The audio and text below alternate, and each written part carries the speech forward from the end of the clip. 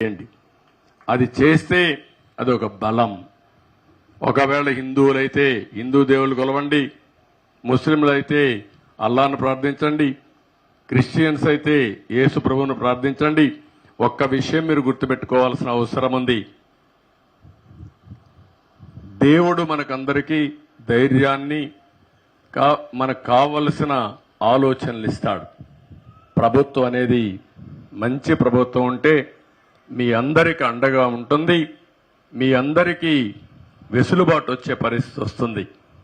5 ఏళ్లు ఒకసారి మీరు ఆలోచిస్తే ఇదే మారిగా 5 సంవత్సరాలు అభివృద్ధి చేసి సంక్షేమ కార్యక్రమాలు చేస్తుంటే మనకి ఇప్పుడు ఇబ్బందులు వచ్చేటివి కాదు.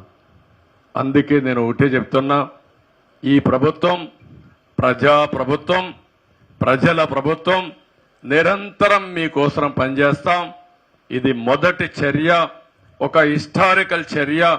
ఒకే రోజు 4,408 కోట్ల రూపాయలు 65,31,000 మందికి ఇవ్వడం ఇది ఒక చరిత్ర. దీన్ని కొనసాగించే విధంగా మేము ఆలోచిస్తాం. మమ్మల్ని నిండు మనసుతో ఆశీర్వదించి సహకరించండి. ఇంకొక పక్క కూడా మీకు విజ్ఞప్తి చేస్తున్నా, మా ఆలోచన పేదరికం లేని సమాజం, ఆర్థిక అసమానతలు తగ్గించే విధానాలకు శ్రీకారం చుట్టడం. అది ప్రభుత్వ విధానాల వల్లనే సాధ్యం.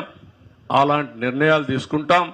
మీరు కూడా సహకరించాలి. మళ్ళీ వాళ్ళు వీళ్ళు వచ్చేది కథలు చెప్తే మీరందరూ గుర్తుపెట్టుకోవాల్సిన అవసరం ఉంది.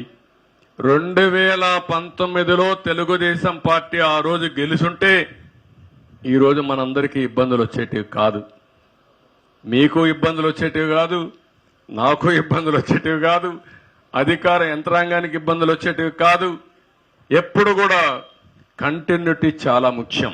ప్రభుత్వం అనేది బాగా స్పీడ్లో పోతా ఉంటే స్పీడ్ బ్రేకర్ వేసి రివర్స్ కొట్టి రివర్స్ టెండర్ అనే పేరు పెట్టి అందరినీ కూడా మన బ్రతుకులే రివర్స్ చేసేశారు.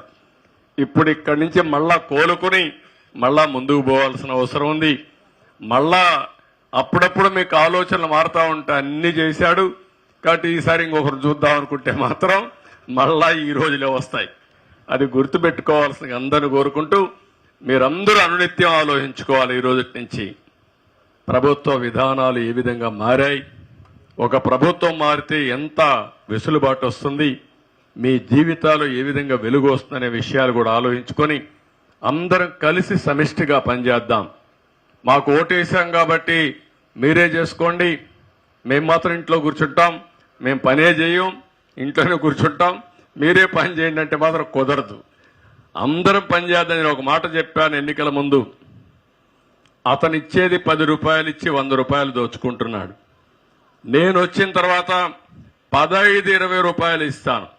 ఎట్లా ఇస్తానంటే సంపద సృష్టిస్తాం, ఆదాయాన్ని పెంచుతాం, పెంచిన ఆదాయాన్ని పేదవాళ్లకు సంక్షేమ కార్యక్రమాల ద్వారా పంచుతాం. ఇంకొక పక్క 15-20 రూపాయలు ఇచ్చి ఆ 20ని 200 చేస్తాం, 200 2,000 చేస్తాం, 2,000ని 20,000 రూపాయలు చేసే మార్గం మీకు చూపిస్తానని ఆ రోజు చెప్పా. దానికి నేను కట్టుబడి ఉన్నా. మీరు కూడా సహకరించమని మిమ్మల్ని అందరినీ కోరుకుంటూ, ఇప్పుడు మీలో ఆలోచనలు కానీ ఇలాంటి కార్యక్రమం ద్వారా ఏం చేస్తే ఇంకా బాగుంటుందో మీరు కూడా మీ ఆలోచనలు చెప్పండి, అవి కూడా తీసుకుంటామని చెప్పి తెలియజేసుకుంటూ